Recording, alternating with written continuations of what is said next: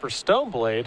So another control strategy, though a little bit different than the one that Chris is piloting and the ones that we saw on camera last round. Yeah, so Paul is playing just straight blue-white.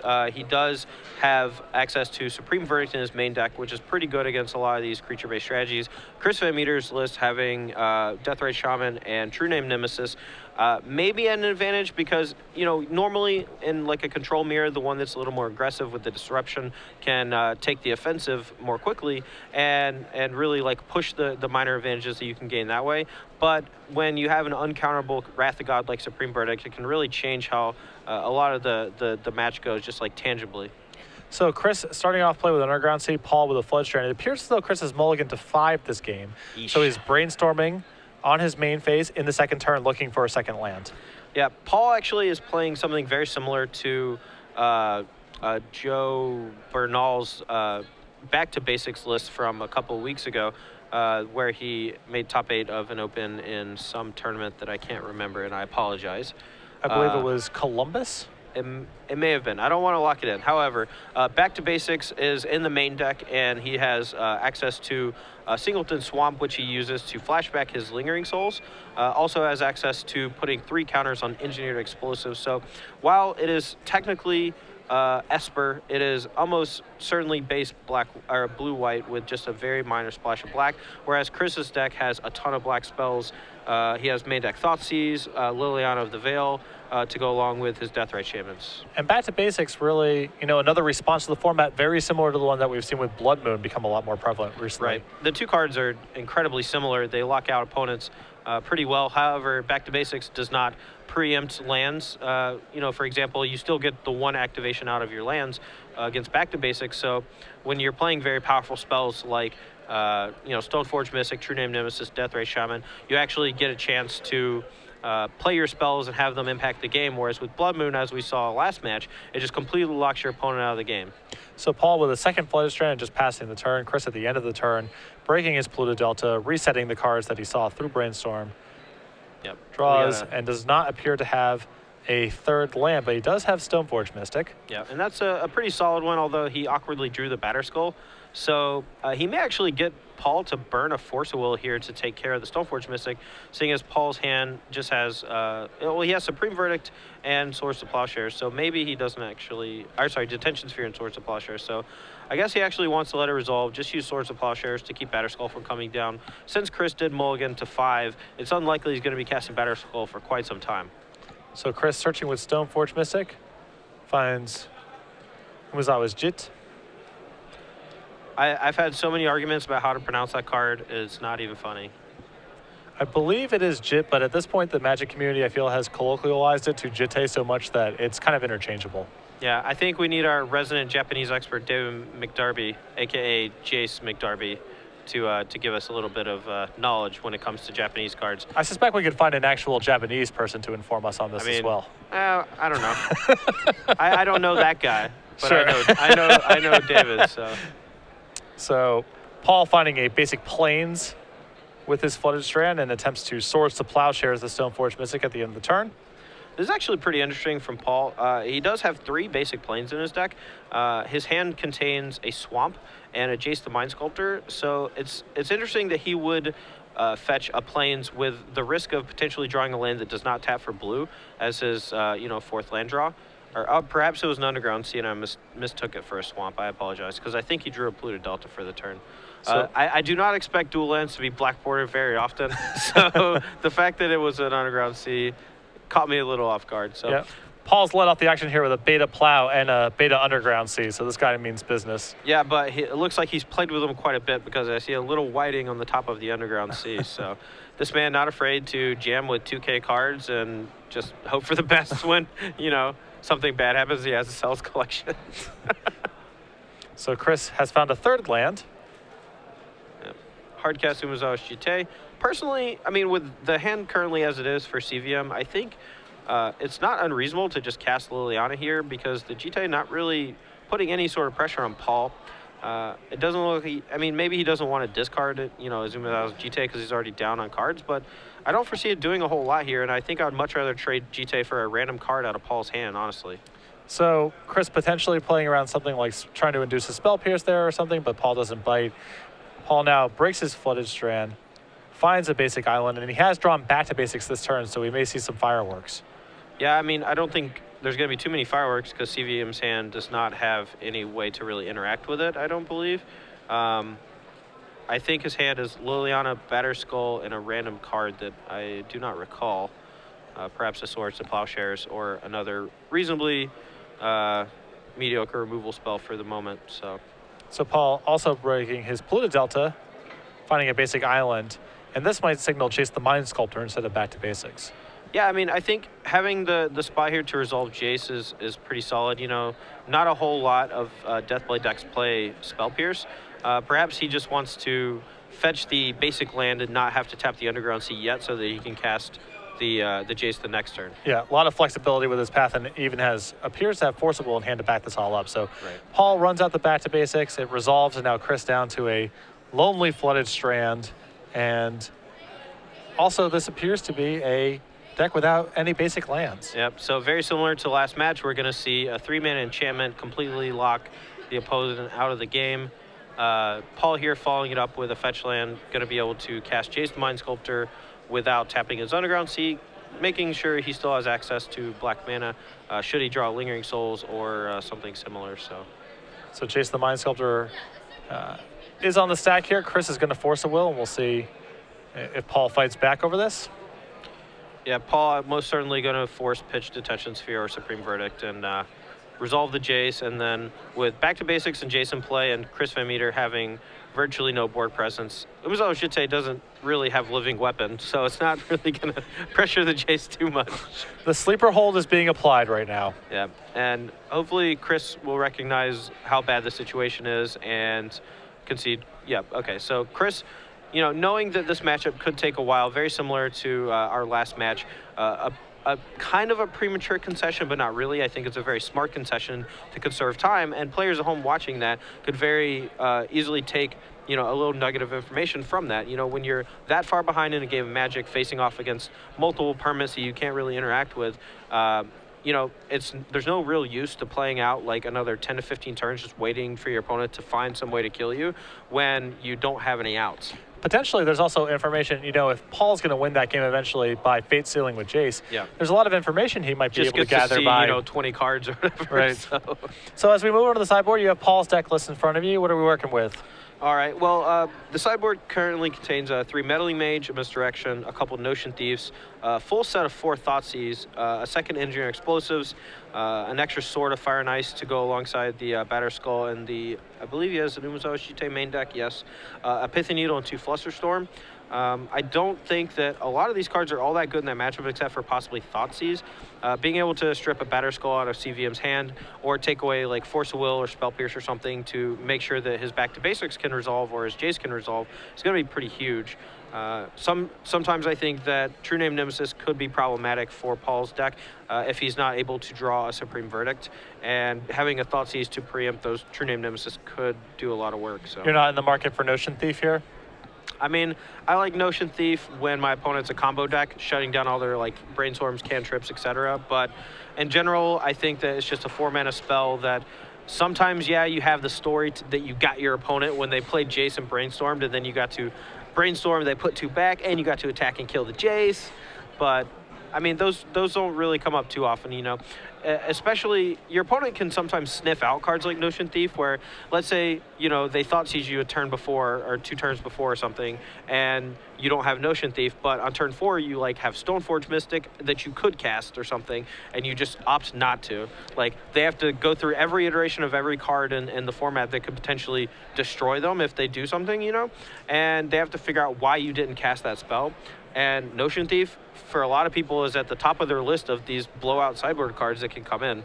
Yeah, 4 mana in Legacy is no small amount of mana to be holding up either. It is very, the alarms go off when you see something like that. On VanMeter's side, you see a Force of Will, a Vendilion Click, a Detention Sphere, a Notion Thief, a Pithy Needle, a Swan Song, 3 Meddling Mages, 2 Supreme Verdicts, 2 Surgical Extractions, and 2 Zealous Persecutions. Pretty common Legacy sideboard where you look at so many cards through cantrips that you have room to play a lot of one-ofs. Right. I do anticipate 3 Meddling Mages coming in here, not that this is a particularly combo-oriented matchup, but the threat of back to basics is an additional thing that Chris needs to work through, and he may want some additional insurance there. I do anticipate the Vendilion Click coming in, and the Detention Sphere, again, pretty flexible, broad strokes answers, and good at taxing planeswalkers. Interestingly enough, Swansong actually counters back to basics too, so the fact that he could win a counter war or counter back to basics or potentially, counter some big spell like later on in the game, I think, is a reason maybe to bring it in. I'm not sure if he's going to. I do think the Meddling Mages should come in. I think that's would be a heads-up play because he knows that he has to take the beatdown route in this matchup, and just a Grizzly Bears that can shut down a card from your opponent is pretty good. So what are your feelings on a card like Swansong in honest matchups where equipment is going on? Usually you think of Swansong as a good answer to combo decks because you don't really care about them getting a 2/2 body too much. This matchup's a little bit different, where a 2/2 body is a meaningful thing. Yeah, I mean, a 2/2 flying body equipped with a Jite could be, pretty ridiculous. However, the threat of back to basics, I think, is way stronger than randomly losing to a 2/2. So, I think it's a coin flip. I wouldn't be surprised if we saw it, but I would also not be surprised if we didn't. So going on to the second game here, Chris quickly down a game after mulliganing to 5, getting locked by back to basics. Well, not actually locked, but effectively locked. Yeah, I mean, he didn't have another land to play. His opponent resolved a Jace. He could have just +2'd forever and eventually won, and Chris would have been very unlikely to be able to attack it for any points of damage, so.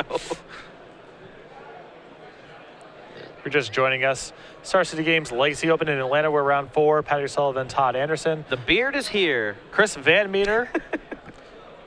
In the points race for the Season 1 overall invite, 3-0. His friend Brian Brondwin we had on camera last round, also looking to snag that Season 1 invite, and he's 3-0 going to the round as well. Yeah, Legacy is, every time I talk to any of these guys when we're back home just hanging out or whatever, it almost always is what we consider to be the most fun format, since Brainstorm is a card that is very highly played, it's very hard to get just actually flooded on lands because you're able to put a bunch back, fetch it out. So the likelihood of games being interactive is much higher. Yeah, there's a lot. The high variance games I feel like come from the combo decks or the Painter Servant style decks that can either kill you or lock you out very quickly. And some of the games become, Force of Will or No, or Thoughtseize or No, and those games are fairly high variance in my mind. But the normal games of Legacy usually are involving, Brainstorm Ponder decks, and those are actually pretty low variance affairs because players have an opportunity with those cantrips to ensure that, having too few lands or too many lands is rarely a factor in the games. Right. Yeah, I love casting Brainstorm. I know that people have harped on it being, way too powerful for the format and potentially banning it because it sometimes shows up as, a 30 or 28 or 32 copies in the top 8 of a Grand Prix or something. But honestly, when you have a card like Brainstorm in a format, it's way more about all the other cards in the format as opposed to the Brainstorm, because all the other cards are actually doing the really busted things, and the Brainstorm allows for a greater consistency. And so I can understand the argument because that's one of the reasons why they banned Ponder and Preordain in Modern. But at the same time, people love casting the Brainstorms, and I think a lot of people would just quit playing Legacy if you banned Brainstorms. So I'm kind of in your camp. I do think, as you see, Chris laid off with the Tundra here and Pall break a Marsh Flats. Do you see that card in his hand? I do see a Notion Thief.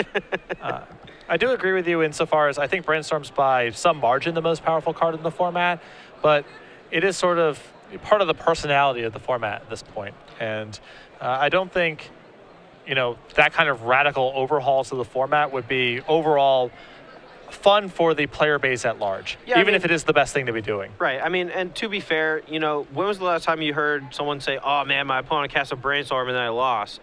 It's way more, my opponent played 4 cantrip spells in the first 5 turns, then I lost to some ridiculous combo. Yeah, well, that's a different question about are people able to accurately perceive the thing that's killing them? Because actually, in a lot of games, Brainstorm is the thing that's killing them. They just can't see it. Right, but that's just the feel bad moment, right?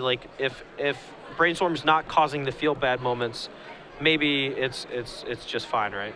Oh no, I that's Very astute game design sort of Right. analysis. Can we get a ruling on Notion Thief versus Notion Thief and who draws the cards? Because I honestly have no idea. I suspect I certainly hope the game does not come down to this. If you see Chris I hope here, it's not time-stamped. Timestamps are the worst. you see Chris here figuring out what he's going to put back with his brainstorm in response to this thought seize from Paul. Eventually settles on which spells go back and reveals Looks a like hand. he has a bunch of brainstorms and a Snapcaster Mage, but he's hiding a Stoneforge Mystic and a Notion Thief on top. Notion Thief on top because he doesn't actually want to shuffle it away, since he perceives that it will be pretty powerful in this matchup. Paul here. Oh, go ahead. Sorry, I was going to say this is a fairly bad omen for Paul here. That this is the hand that Chris decides to reveal. Yeah, I mean, Snapcaster Mage is usually pretty big in these kind of matchups that are just grindy and a little bit slower. You know, I think that here now Chris just has access to 2 more Brainstorms with a fetch land and a Stoneforge Mystic, and he's going to try to dig into Thoughtseize here. That's why he's doing during his main phase as opposed to waiting. He could also hit a Deathray Shaman to do something on this turn as opposed to just passing and then end of turn brainstorming. He also wants to play around potentially a Spell Pierce, Flusterstorm, some sort of cheap counter spell. So Chris with the brainstorm on his main phase and a fetch land to shuffle away the trash. Yeah, it's possible he wants to keep one of the lands he put on top, since he right now just has a Polluted Delta in hand and as his only land, I believe, and then he put 2 lands on top. And he does want to get to 4 so he can cast Notion Thief, which could be a huge surprise for Paul, seeing as I think he's a little mana screwed here, actually. He kept a 1-lander, but it looks like he brainstormed into another one. He has brainstormed into a fetch land, which is really valuable, because even if that was just a regular land, with the cost of the cards in Paul's hand, he would risk being brainstorm locked. Right.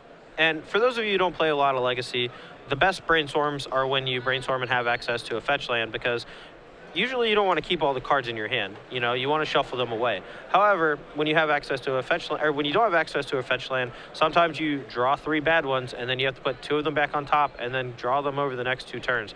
That, when we refer to brainstorm lock, that's what we mean. I know a lot of players who are watching this broadcast don't necessarily play a whole lot of Legacy, and a lot of the jargon can lose you to an extent. So I think it's important to make sure that, you know, we keep people up to date on like what some of the jargon means, because if I just say brainstorm lock, maybe you can kind of figure it out, you know, but you know, brainstorm plus shuffling is kind of the core interaction of the format. When you brainstorm and can't necessarily shuffle, right, then you have you risk having some bad draw steps that you can't get out from under. Right, and Chris, I guess assuming he would just eventually draw the 4th land, decides to shuffle those 2 away to make sure that you know, he has access to drawing more blue cards, so he can pitch things to Force of Will. Paul here actually probably going to Force of Will the Stoneforge Mystic, pitching Back to Basics, which is interesting because we did see Back to Basics be just completely backbreaking last game. Although he doesn't necessarily have another land on top, he is going to shuffle away 2 cards. So Chris, debating about whether he wants to Force of Will back, decides to let the Stoneforge Mystic go. Yeah, I think he really just wants to land Notion Thief in response to a draw spell, and be able to Force a Will whatever Paul does in response. Seems like the most likely reasoning. You know, normally from my side of the table, if my opponent Force Wills my Stoneforge Mystic, that's a dead giveaway that they just don't have a removal spell for it. So it's possible that CVM did want to force back there so that he could resolve a Stoneforge Mystic, since you can make that assumption. Yeah, especially when your opponent's willing to discard a card as good as Back to Basics to the Force of Will. That's a pretty loud declaration that this Stoneforge Mystic matters. Yeah, either Paul has a handful of white cards, which he does, or he has a handful of lands, and both those are like pretty good for you. So Thoughtseize is the draw for Paul. Yeah, that's a real good one actually, but I think he's going to opt to Stoneforge Mystic to try to go on the offensive a little bit. Chris may actually want to force this here, pitching the Brainstorm and then holding up the Notion Thief for next turn in case Paul casts a Brainstorm of his own on his main phase. So Chris does Force of Will back, leaving in with a hand of just Notion Thief and Flooded Strand. Draws for a turn, it's a Liliana of the Veil. Yeah, this could get real dicey because the Notion Thief is going to be mostly blanked if by the Lingering Souls from Paul's hand, the Liliana as well. So if, you know, Paul does draw a Brainstorm, it would be the worst thing imaginable for him. So Chris with no play, just holding up mana for Notion Thief. Paul still on 2 lands, deploys Stoneforge Mystic. I feel like this is going to be Chris's play end of turn Notion Thief, untap Liliana, and cast Edict.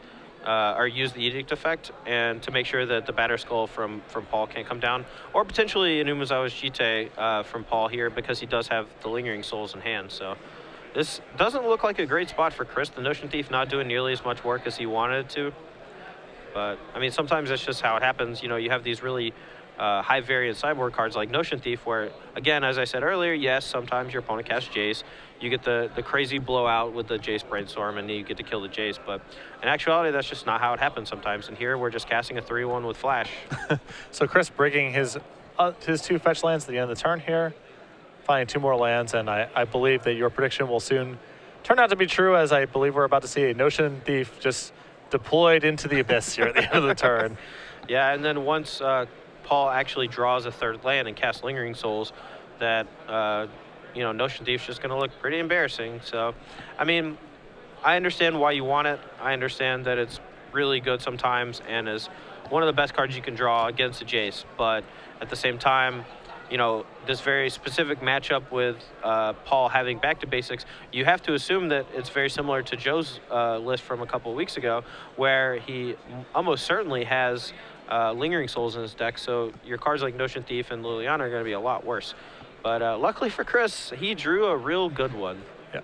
Notion Thief comes across the table, 3 points of damage, and the last card in Chris's hand, a Wasteland, taking out the Tundra. Stranding Pall now with just Underground Sea in play. Yeah, and since he's a white base or blue-white base deck and just splashing the black, he can cast Thoughtseize, but Chris doesn't have any cards in hand. And as if on cue, Pall draws another copy of Thoughtseize. Yeah, I mean, this actually is just demonstrating how powerful Wasteland is, because Pall now needs to have back-to-back draw steps where he hits a land in order to cast his Lingering Souls, and another blowout top deck for Chris in Creeping Tar Pit, which is just brutal. Brainstorm the draw here for Pall. Yes! Yes! I think he's doing this as a joke. Nope. Just full-on Notion Thief blowouts. And there's a concession. Well, regardless of whether or not he actually cast the Brainstorm, he was conceding that turn. Yeah. However, it is funny that he had Notion Thief in his hand earlier, which he like shuffled away with a Brainstorm, and then he just cast the Brainstorm with Notion Thief and play on the other side. So. All right, so Chris able to tie it up, and we've kind of seen. I feel like so far dueling mulligans where neither player was able to get too much of their action going. Yeah, I mean, Pall very easily could have been in that game if he had drawn a land in about 3 or 4 draw steps. And then once Chris drew the Wasteland, now Pall needed to draw back-to-back lands in order to do anything, and really just got, you know, shut out by the Wasteland, like pretty much plain and simple. Yeah. Wasteland, another, you know, when you're talking about low variance versus high variance games and that sort of thing. Wasteland definitely a card with the potential to result in some pretty high variance blowouty games. Yeah, I mean, there are so many fragile mana bases in this format. That's why we're seeing things like Back to Basics and Blood Moon being so good right now. Mm-hmm. I mean, that just makes Wasteland just as good right now. I mean, I know from my experience in Legacy, I have lost way more games to just a single Wasteland or a double Wasteland draw than any one specific combo or interaction other than that. I mean, it can lead to some unfun scenarios, but the fact that, you know, you have the option to build your mana base to not lose to Wasteland, and if you choose not to do so, that's your own fault. Yeah, it's funny you should mention your experience. When, you know, something I say about Legacy a lot is, assuming that there was a match that was just played, and a player far less skilled beat someone that was far more skilled, what do you think happened? If I had one guess, I would guess Wasteland. That's the most common thing that allows for that sort of stuff to take place. Yeah, I mean, any sort of effect like that, like Wasteland, Back to Basics, all these cards just offer up free wins sometimes when you're playing, you know, decks that can really abuse those kind of effects. Delver decks in particular are particularly brutal because they have things like Daze and Spell Pierce to bottleneck the opponent's mana while they're Wastelanding them, and they're able to use these soft counters to actually be real counter spells against people. They don't have time to wait to draw more lands because their opponent's putting them under a lot of pressure, and you know, it's kind of ridiculous. And CVM's deck, while it is more of a mid-rangey control deck, he does have a lot of draws with like turn 1 Deathrite into turn 2 Wasteland Stoneforge Mystic. It just ends the game on the spot in a lot of times. Yeah. You know. And then you see even some decks like, you know, various Metalworker decks that play Chalice of the Void alongside Trinisphere, alongside Wasteland, alongside, down the line. Yeah, Lodestone Golem, Decks that are nothing but soft blocks. Thorn of Amethyst and Sphere of Resistance. You see decks that are actually, hubbed entirely around that kind of strategy. Yeah. So you want to know what my biggest problem with Lodestone Golem is as a card? I know this is out of left field. The fact that it doesn't have to attack means that it's just so much better than Juggernaut. It's ridiculous. Well, it's a drawback in theory, it can be a drawback for the caster as well. Sure. Also, I don't think, the flavor isn't quite. It's a golem. It's not a Juggernaut. It's not going for the same thing. If you have a 5/3 and it's an artifact that costs 4 mana, I'm just saying it has to attack. That's all I'm saying. Listen, I'm definitely all about making some sort of old school design rules like that, but I don't think modern R&D can be beholden to the precedent set by Juggernaut in 1993 or whatever the case may be. Yeah. So we go into a third game here. Paul will be on the play. Critical in any format, but especially so in Legacy, where the games have the potential to be over or effectively over so fast. Yeah, I mean, normally this kind of a matchup could take a while, like we saw in our last match. 2 Stone 4 decks fighting, and game 1 took approximately 28 minutes, I believe, actually. And here we've played 2 games in about the same amount of time, so we're on par to finish here without any sort of draw, which is nice. Getting a draw this early on in a tournament is pretty devastating when it comes to later in the round math, trying to figure out whether or not you can draw in, whether or not who you're going to get paired against, et cetera, et cetera. So Paul draws up an opening hand. Looks pretty solid here. A bunch of basic lands, a Force of Will, and a Jace. Yeah, I believe he has a Thoughtseize as well. Yes, and so. He's going to lead off here with a Thoughtseize. He has all his colors, and CVM's hand looks not very good. But pretty soft hand here from Chris. We see 4 lands, Force of Will, Source of Plowshares, and Batterskull. And actually, Paul's hand contains Back to Basics, and Chris's hand is currently quite vulnerable to that card. Was that a Back to Basics and not a Jace, or did he have both? I believe perhaps not a Force of Will. Oh, sure. Personally, I think I would have maybe taken the Force of Will to ensure that your blowout card can land in a few turns. If Chris does happen to draw a blue spell or even a Brainstorm into multiple blue spells, having access to that Force of Will is going to be pretty devastating, against your card that could just lock him out of the game. Paul takes a draw. Yeah, I don't think he actually has Back to Basics. I think he has some lands, a Jace, and a Force of Will, so... Creeping Tar Pit from Chris actually could threaten to the Jace a little bit so that he gets a little less value out of it, which is nice.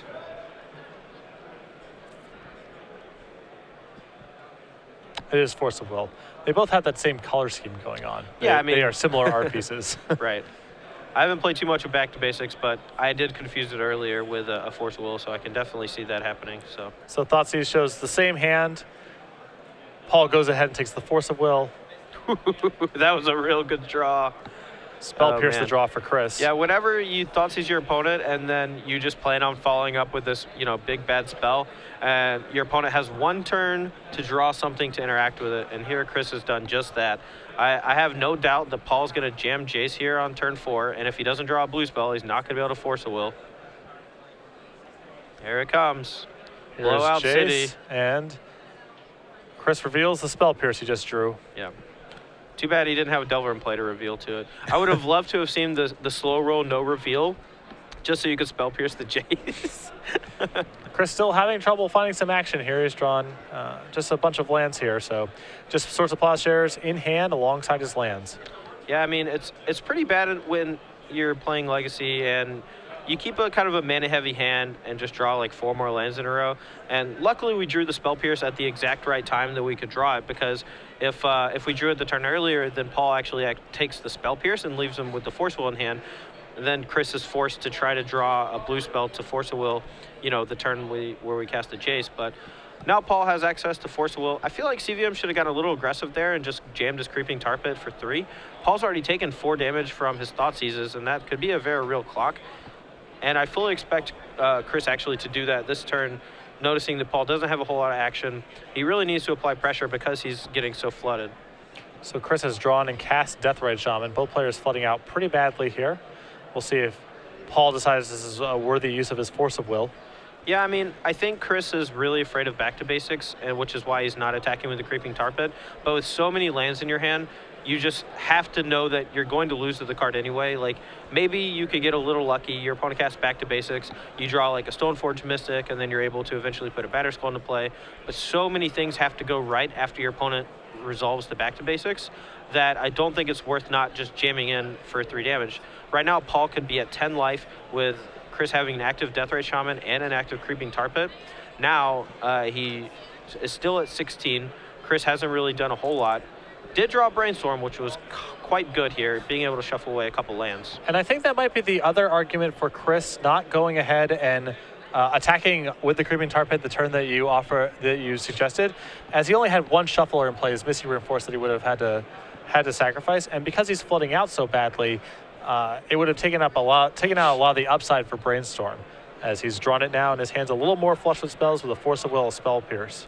Yeah, I mean, it's possible Chris wants to hold up for a hard cast Force of Will this turn, so that he can not have to burn one. Like, I guess it's a second Spell Pierce is what it looks like in his hand.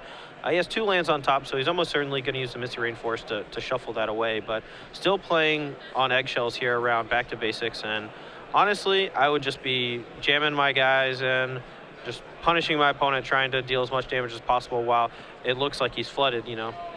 So Paul draws a land and opts not to play it and says go.